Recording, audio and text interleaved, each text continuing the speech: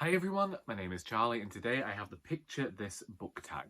I was tagged by Emily of Nobel Novels and this tag was created by Spread Book Joy and Shelley Swearingham. I believe that this tag is all to do with picture books and then you've got prompts based on those picture books.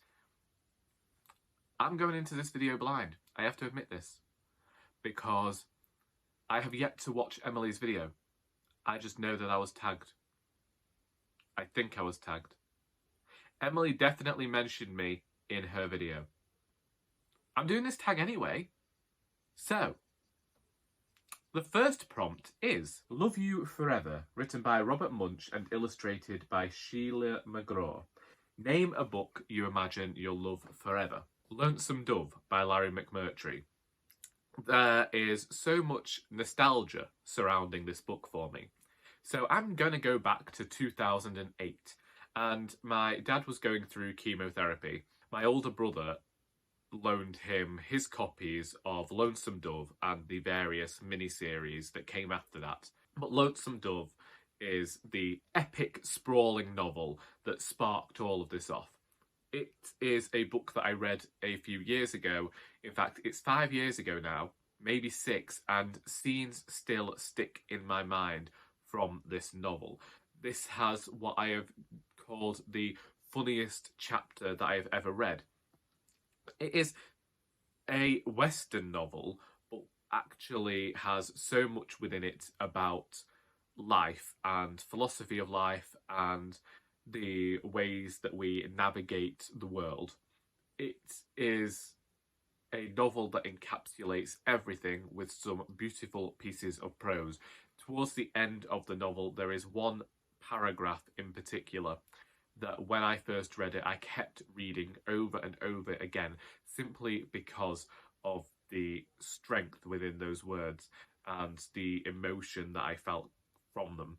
And despite not having yet returned to this book, it is one that I remember fondly and feel protective over. And whenever people are reading it, as a lot of people are doing this month, I feel somewhat envious that they are getting to experience this novel for the first time. Alexander and the Terrible, Horrible, Very Bad, No Good Day, written by Judith Viorst and illustrated by Ray Cruz. Which books or comforting things do you turn to when you are having a bad day? So I don't tend to turn to fiction when I'm having a bad day. Don't know why. I just shove on dinner ladies. Well, Victoria Wood wrote this, so there is some writing involved. I watch this all the time. I could not tell you how many times I watch this during the year. Indeed, as we know, I will go with the episode Fog from Series 2 and watch the next 3 episodes as though it's some sort of film, because it's the culmination of certain storylines coming together. It's only 2 series, only 16 episodes, only 8 hours. But it's fantastic. Then we have The Very Hungry Caterpillar by Eric Carle. Which book, series, character sparked your hunger for reading? I don't actually think that there was a book, a series, or a character that did this. I was always a very precocious child, and I believed that being smart was better than anything else. Like, to be smart meant that you were the ultimate of human beings. And I thought that being smart meant being able to read. So that's what I did. My mother and I, well, the siblings as well, would all go to the library on a Saturday, pick out books, sit there reading, sometimes take the books out, occasionally not, because my mother would forget we'd taken books out of the library and we'd always have over, what's it called? Late fees, whatever you call them. I remember that. I remember in year 3, the teacher put me in a specific set of books that I thought they weren't the top set of books and I wasn't having that. So I made sure that I took one home every single night with me, and that's how I got through most of the Greek myths and Roman myths and all those sorts of myths and legends, because that's all they put in this box for me, and I was not having it. I read through that box. Every single day I was in school, I took another one home and read it that night. So no, there was not a single book or series. I suppose, I keep talking about it, Magnus Powermouse by Dick King-Smith. I did read a lot of Dick King-Smith as a child. I think he wrote a lot about farmers and farming, and as the son of a farmer, it appealed to me. There were a lot of animals in there. Although I did have a big thing about Fantastic Mr. Fox by Roald Dahl, so it could have been that one. Whenever we got to read that at school, I was happy. They also had a copy at the dentist, so whenever we were at the dentist, I'd read that as well. Maybe Fantastic Mr. Fox if you wanted a specific one, or Magnus Power Mouse, one of the two. Green Eggs and Ham by Dr Seuss. What's the most unusual book you've ever read? The Books of Jacob by Olga Tokarczuk, translated by Jennifer Croft. People might be looking at me and thinking, how's this the strangest book you've ever read, Charlie? And the man drinks breast milk, for crying out loud. You have a woman who swallows some sort of magical talisman thing and ends up going through some sort of metaphysical crisis during the events of the novel, and he's just seeing everything going on in the world. You have just sex with everybody. Jacob don't care who you're harring as long as you join his harem. You have sickness, you have skin peeling, you have the flaming book of sand that goes on for about 50,000 bloody years. This one, Where the Wild Things Are by Maurice Sendak. What is your favourite book featuring the natural world? The Shepherd's Life by James Raybanks. I have been meaning to read the other book by James Raybanks, which is more about the natural world and the countryside and the way that we have toiled over it all these years. I have a lot of books to actually be going on with and reading on the topic of the natural world, but for the moment, having not read what I should have read, it's The Shepherd's Life by James Raybanks. Goodnight Moon by Margaret Wise Brown and illustrated. Do you read at bedtime?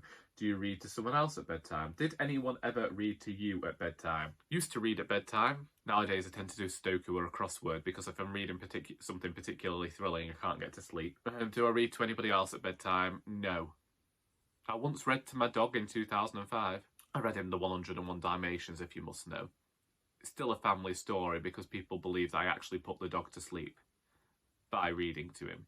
Dogs will sleep anywhere. It was not because I was reading him 101 Dalmatians. It's not this familial myth that my dog has a fondness for that novel and enjoyed what I was reading. As far as I know, my dog never understood English. Did anyone ever read to you at bedtime? My mother did not read to us at bedtime, though she did come up with stories occasionally. I do remember a small purple book of fairy tales we had when I was maybe about 6 or 7, that we'd all get into my bed and we'd all read that, but it wasn't necessarily a bedtime thing, it just happened during the day. My mother wasn't an absent parent by any means, but there was this thing when I was at primary school that you were supposed to read with your parents every single week for a certain amount of hours. My father, it was never going to be him, and I got sent home with a note from the teacher in year 6 that I needed to read aloud to my mother. Just one book. And so we chose The Magic Finger by Roald Dahl because it was short. And my mother had absolutely no interest in hearing me read. She knew I could read because I was writing flaming stories as well. But her thing was, she had 3 kids. She had the youngest one who was always a terror at school. And, first day nursery, slapped his teacher around the face. She had 2 stepchildren. She had grandparents and parents to care for. She did not have time to be listening to Charlie read when he would perfectly well take himself off into the corner. This was when I was reading the Bed and Breakfast Star every weekend, like in my bed, burning my eyes out because I couldn't have the light on. She knew I could read, but the teacher was adamant that I had to read to my mother.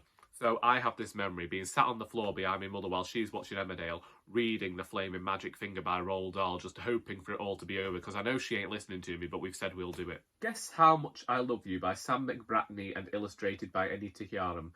Who had the biggest influence on you as a reader? My mother was the only person who ever read around the house, and she always read Mills and Boon. And my grandfather did give me all of his books from the Reader's Digest when I was younger, before he went and carked it. But as I say, I don't think there was ever like this big influence of a reader.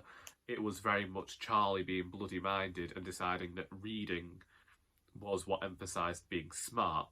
And then I developed this fondness for reading, decided I wanted to be a writer when I was about 7 or 8, and just sort of fell into it. There was no influence other than, as I say, my own sheer bloody-mindedness. I inspired myself. The Giving Tree by Shel Silverstein. Which book or set of books would you give to an emerging reader, or which book have you given as a gift more than once? Talking about Dick King-Smith earlier, when my niece was younger and I found out that she liked reading, we had an entire set of certain Dick King-Smith books donated to the charity shop, and I bought them and gifted them to her. My nephew, from the other brother, I gifted the Apple Tree Farm books, but he never read them. I used to read them to him on a Saturday whenever I had him, and there were countless times of me having to read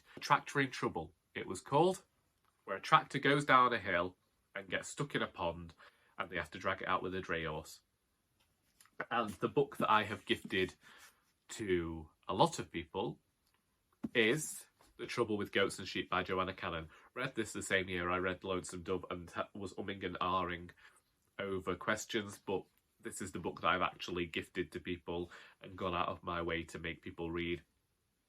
Joanna Cannon is one of my favourite writers writing at the moment, and The Trouble with Goats and Sheep is just this brilliant novel that focuses on this avenue of people and treats them like a microcosm of society to discuss the issues that the author wants to discuss. She does it with a touch of humour. There's this almost Alan Bennett style to the prose that I always talk about, where it reads as though it's being spoken and it's got this rhythm to the prose, but there is something darker always beneath the surface, and I appreciate that. Does this mean I've got to tag people? Oh.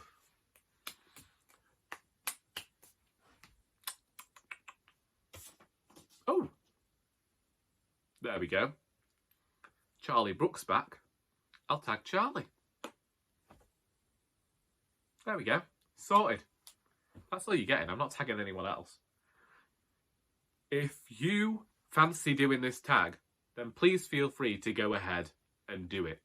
Say you were tagged by me. I don't mind. Cast aspersions, cast rumours. Your opinion is your own. I'm off because I'm fed up with my hair and I want a cup of coffee and I need to blow my nose. So if you got something out of this video, then my goodness, you're a saint. And until next time, that is all.